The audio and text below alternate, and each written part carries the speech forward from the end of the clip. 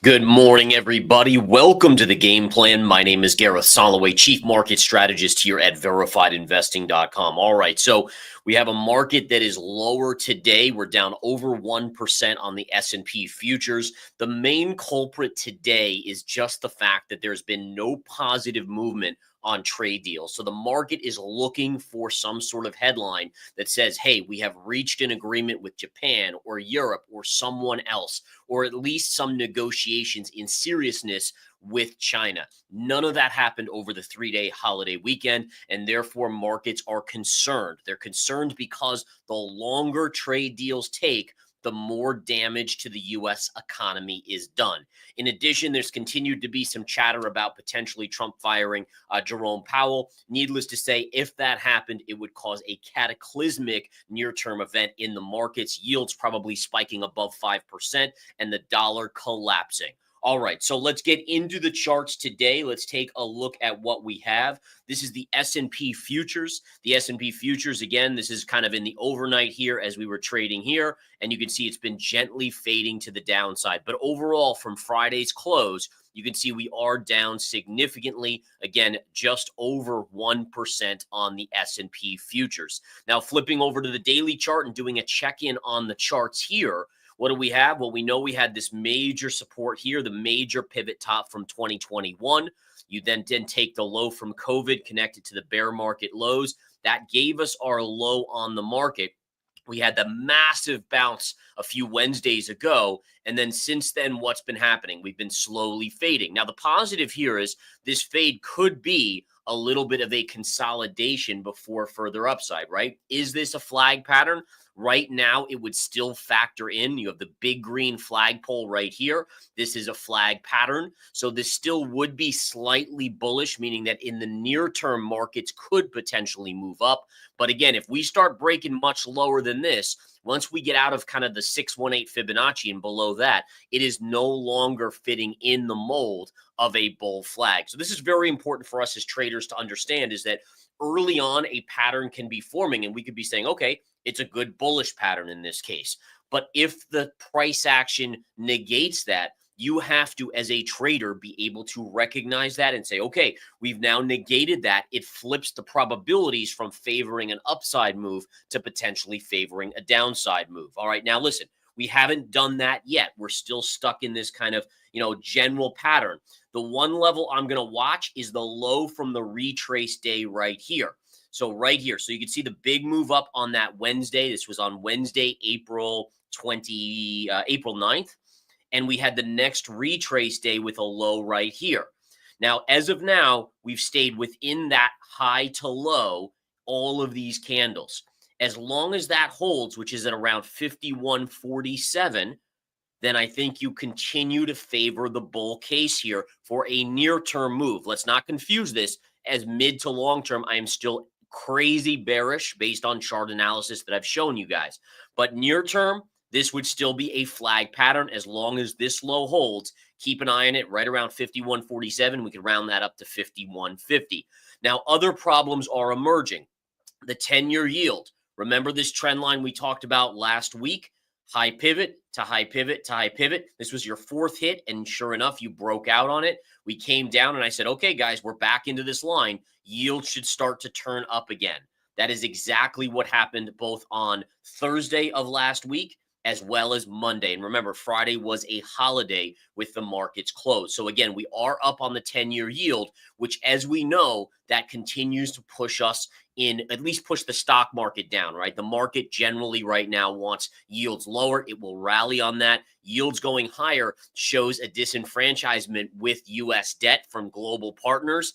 And again, if they are pulling back on buying our debt, we really don't have a lot of options. We could have the Federal Reserve buy it, but then it's basically the same as if we're just buying it. And again, that's never something you want to rely on. You want other people to have enough faith in the US and the US government to be buying our debt. And if they stop, yields go up. Another very concerning aspect, the dollar continues to drop sharply today.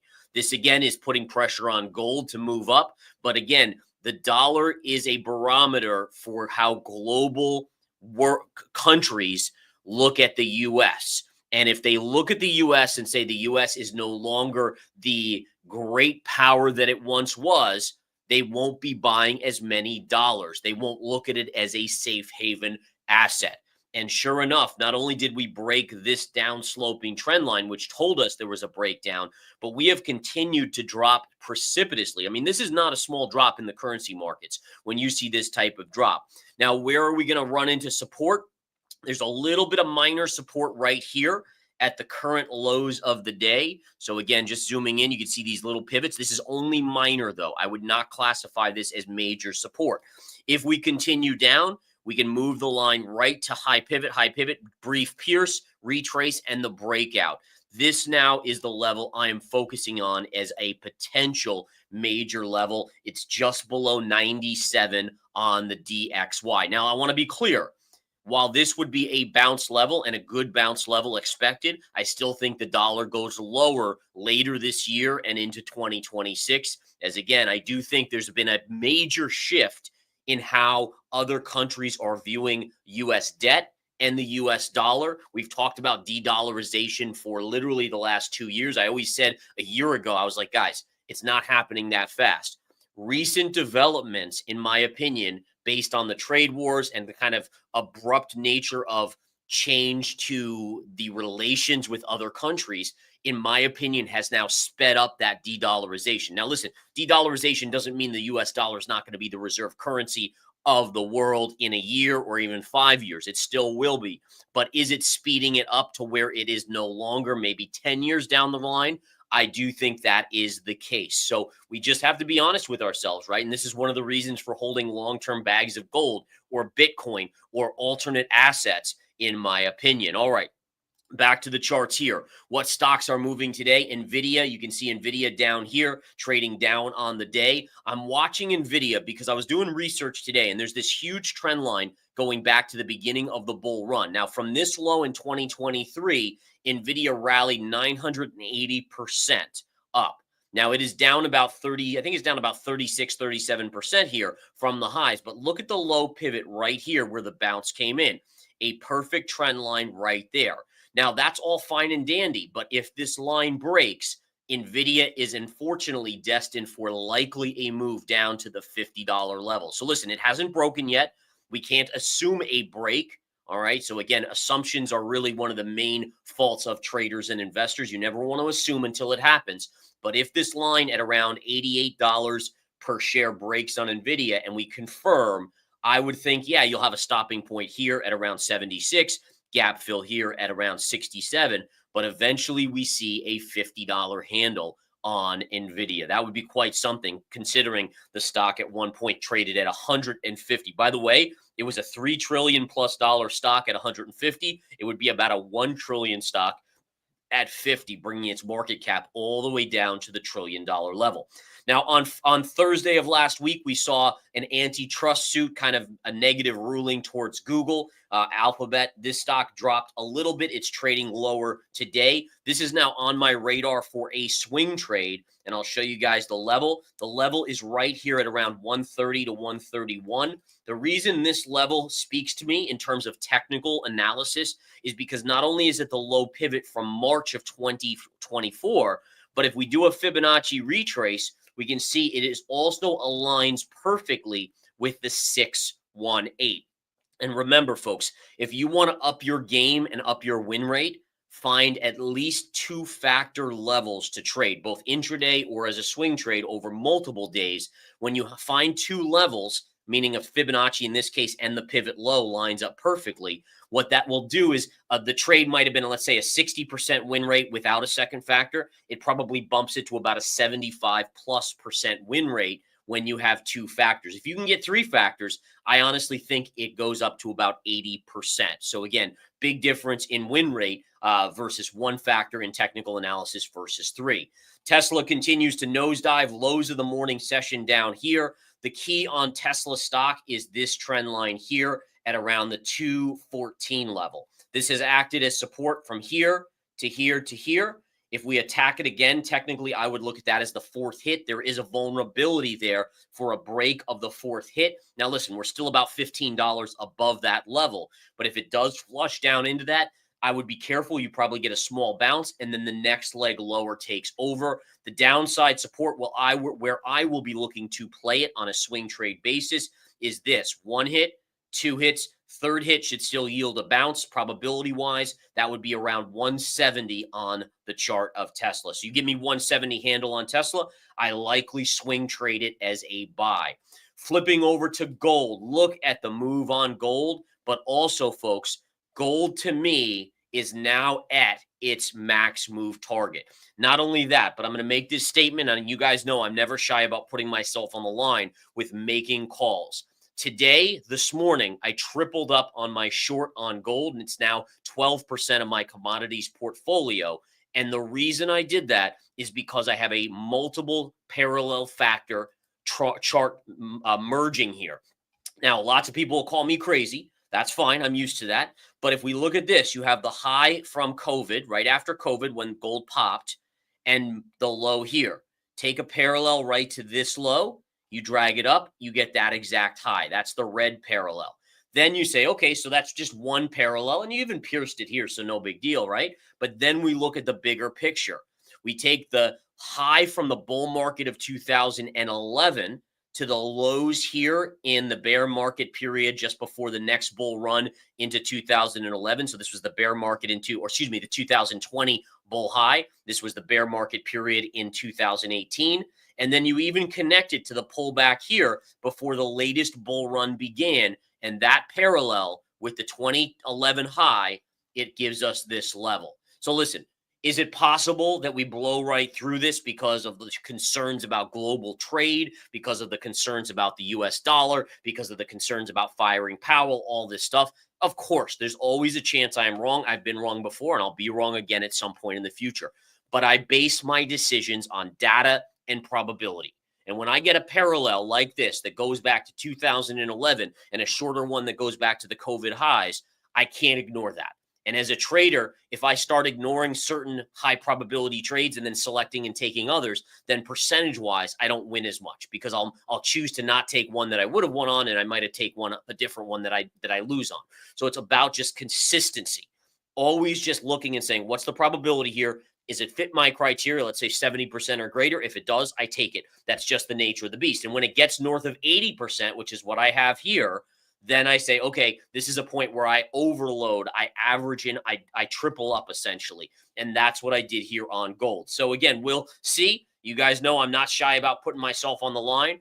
So again, we'll revisit this over the coming days and see if this is a good call or a bad call on gold as we continue to trade here. Now, a good call from last week was a bull flag pattern. Remember, guys, I highlighted all week long the bull flag on Bitcoin. And sure enough, look at the pop on Bitcoin here, a beautiful move up. Again, where is short-term resistance? Around 88,500. But really the big level is right here at 92. And let's be fair, Bitcoin continues to be a stellar performer over the last, really, I think even if you go back to February, right?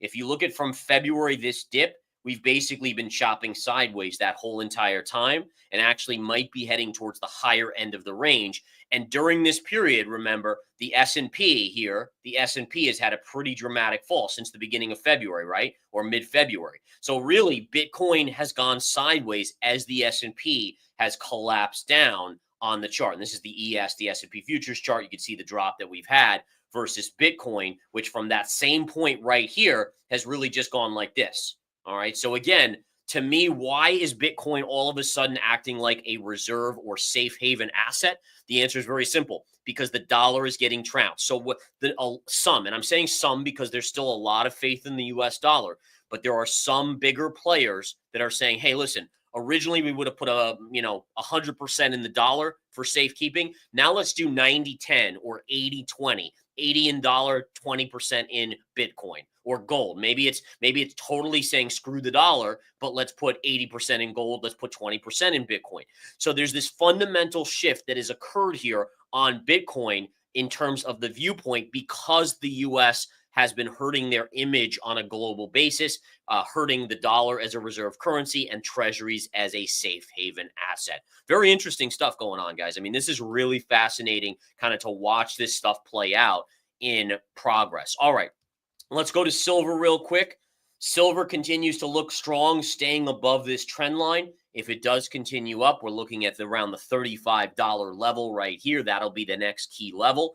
If we look at oil, oil is down today. The negotiations with Iran went well over the weekend, or at least just the fact that Iran and the U.S. are talking is a positive. So while oil moved up on Friday, it's back down a little bit. I still think you could end up going back here. I'm going to leave these lines in just to kind of dictate that, but I wouldn't be surprised if we still touch here. But let's be fair, the bigger macro move is still to the downside. Lastly, natural gas. Let's take a look at that. And nat gas continues to move lower. It may confirm the breakdown today below this line. You closed on the line, below, didn't confirm. We'll see if today's candle confirms the breakdown. But I'll tell you, folks, listen, individually, we have a lot of earnings this week. Tesla reports earnings, Google/Alphabet, a lot of big companies reporting earnings. Today, there's not a lot of major movers aside from like Tesla and a few others, because again, it's a Monday morning after a 3-day weekend. But the action in the dollar, the 10-year yield in overall Bitcoin and the gold trade is unbelievably fascinating to think of what's going on in the underbelly to create these moves. And it really should honestly wake a lot of us up out there. If you're watching this and you've said, oh, listen, it is what it is, things will go back to normal. They may, but you can't deny that there's some damage being done now to the U.S. dollar and the debt market in the U.S., which I think ultimately ends up having implications later on.